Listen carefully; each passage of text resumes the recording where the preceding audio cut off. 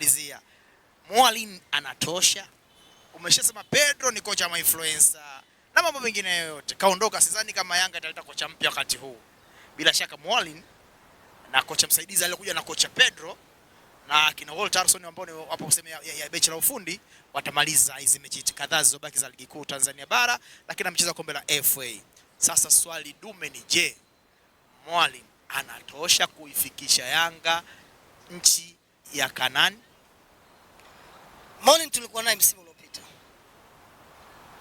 lakini kwenye profile bado hatoshi kwa kocha mkuu wa Yanga. Kwenye profile, sizungumzi CV, profile. Unajua watu wanashindwa kuelewa kuna CV na profile. Isiki hapa vitu vimelala. Bwana, vitu vimelala. Kwenye CV, tukianza kwenye CV kama profile, kwenye CV yake yukoje? Anatosha? Hapo inatoa picha gani? Kwa sababu akiwa KMC kule wakati huo anachukuliwa hali mbaya KMC. Lakini sometimes ujamaa unasaidia kwenye maisha. Sasa unatoa professionalism, unaleta udugu sasa. Ukanda huo unaleta. Udugu vipi kwenye kazi ambao wananchi wataka ubingwa unawaambia kuna undugu tena? Undugu tumehusiwa na Mwenyezi Mungu, tupendane. Pedro mko mumpendi kumbe sasa. Nazungumzia huku. Mwalimu undugu unakujaje hapa? Ndio tuambiane ukweli hapa. Tunachokonoa mambo.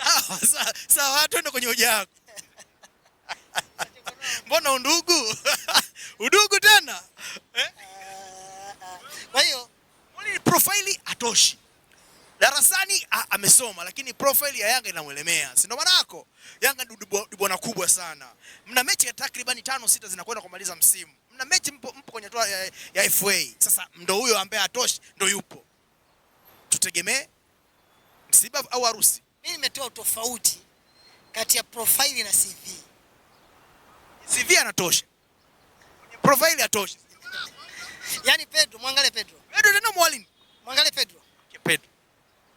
Pedro anawezekana akawa ni kocha mzuri, lakini ikawa profile hana. Wewe Isike, nikikuuliza wewe, uliwahi kumuona wapi Pedro akifundisha timu ngazi ya vilabu? Mimi mjua timu ya taifa ya Angola. Nisio mnafiki. Kina Mabululu ile, Afcon ile ya Ivory Coast, I think so. Ndio kule mimi nimemuona zaidi pale. Sijai kumuona kwenye ngazi ya club. Kwa hiyo nilikuwa namuona kwenye club ya Yanga. Lakini kocha ambaye ni Mreno, amezaliwa huko, amefundisha mpira huko. Nilikuwa nategemea club ya Yanga isingemwangukia moja kwa moja. Lakini wana Yanga mmeona kaa pembeni. Kwa hiyo maana yake unataka kuniambie profile na CV vinamata kuifundisha Yanga. Si ndio maana yako? Umenielewa vizuri kabisa. Amefundisha Angola. Kuna tofauti kwetu kuifundisha national team na timu ya ngazi ya vilabu.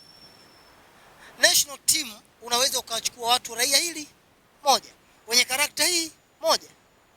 Lakini ngazi ya vilabu unapata wachezaji kutoka mataifa 10 tofauti. Na kila mtu anakuja na tabia yake. Kila mtu anakuja na sifa zake. Kwa hiyo ni ngumu kwa control. Kwa hili ndio lilomuumiza nani? Pedro. Profile yake amefundisha Angola. Yaani hakupata hata bahati ya kufundisha Ndondo Cup. Wewe unajua ikaeka za Ndondo Cup? Bala, mganga ndo kapteni wa timu. Mazito kaka. Sio mchezo hiyo. Upambane. Na wewe mwenyewe kapteni ndo unaambia bwana hakikisha mechi zetu tunashinda. Kwa hiyo Mwalimu anahitaji bahati kama aliyokuwa nayo Michael Carrick ili tumwamini. Mwalimu anahitaji bahati kama aliyokuwa nayo Michael Carrick. Hakuwahi kufundisha vilabu vingine, lakini ameitoa Shimoni United. Unashaka na safari ya ubingwa Yanga? Ligi yetu. Unajua mzidi alama 5 zimebaki mechi 10 ukasema ligi imekwisha. Ni rahisi mno. Kwa sababu kuna mechi unaweza ukahisi suluhu unapatikana. Yaani kwenye mechi 10 unaweza ukabeti mechi moja tu ndio ikakuharibia.